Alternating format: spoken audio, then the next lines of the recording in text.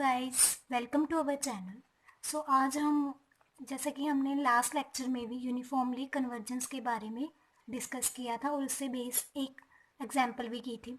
तो आज भी हम उससे बेस एक एग्जांपल करेंगे। बस इस वाले एग्जांपल में हमारा जो ये फंक्शन है ये कन्वर्जेंट नहीं होगा, तो ये मैं शो करने के लिए आपको दोबारा दूसरी एग्जांपल करा रही हूँ। जो फर्स्ट एग्जांपल है उसमें हमारा ये कन्वर्ज हो रहा था। तो गाइस दूसरी एग्जांपल को करें।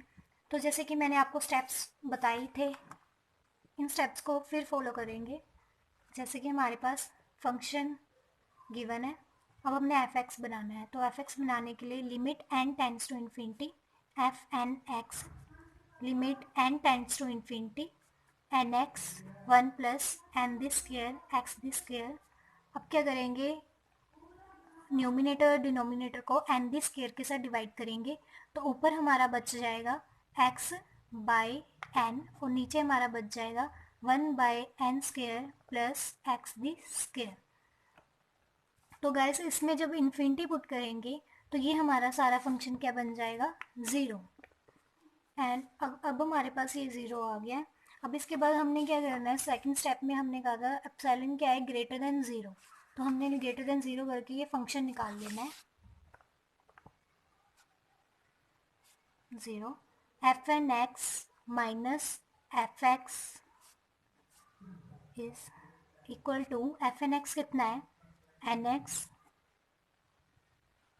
One plus n the square x the square और माइनस एफ एक्स ज़ीरो ही है तो वो ऐसे ही रह जाएगा।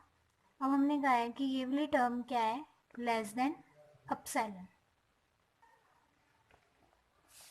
अब इससे नेक्स्ट स्टेप में हमें एन एक्स, अब जैसे कि हमें पता है एक्स दी स्क्वेयर, अगर एक्स नेगेटिव भी होगा तो उसकी स्क्वेयर क्या बन जाएगी, पॉजिटिव। तो सिर्फ हम मोड एक्स का लेंगे, एक्स दी स्क्वेयर का मोड नहीं लेंगे, बिकॉज वो टर्म पॉजिटिव ही बन जाएगी और इसको उस साइड ले जाएंगे।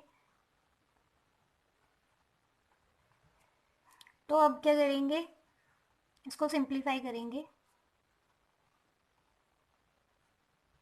इसको सिंप्लीफाई करके अब हम, जैसे कि हमारे एक क्वाड्रेटिक इक्वेशन बनेगी, क्वाड्रेटिक इक्वेशन बना लेंगे हम एक।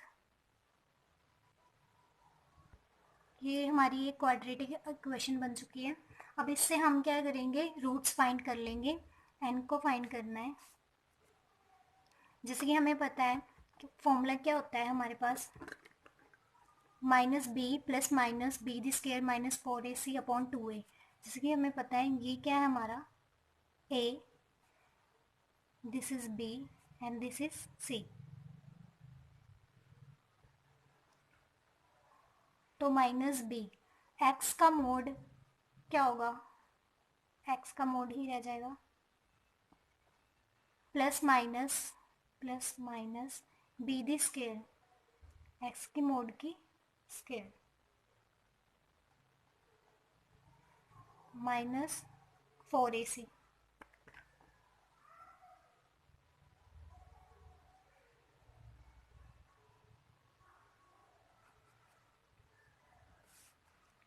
Upon 2a। अब इसको सिंप्लीफाई करेंगे।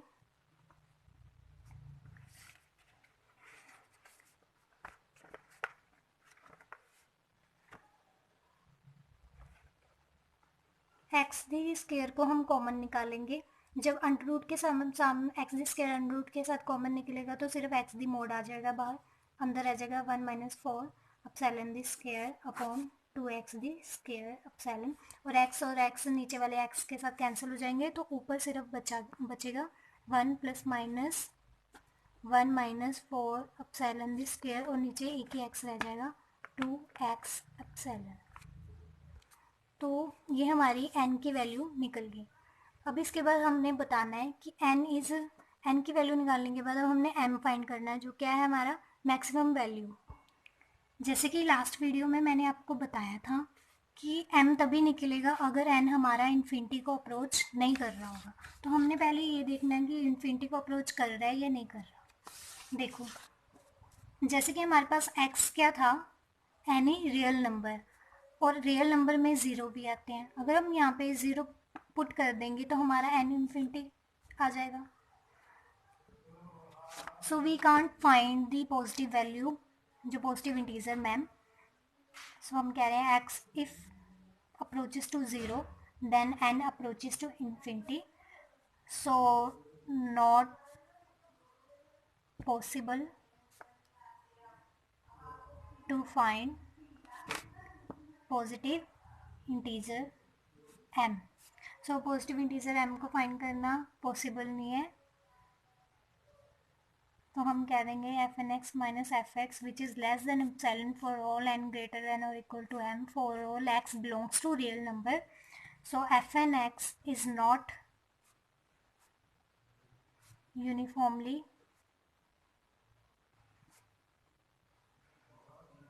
convergent in any interval that contains 0।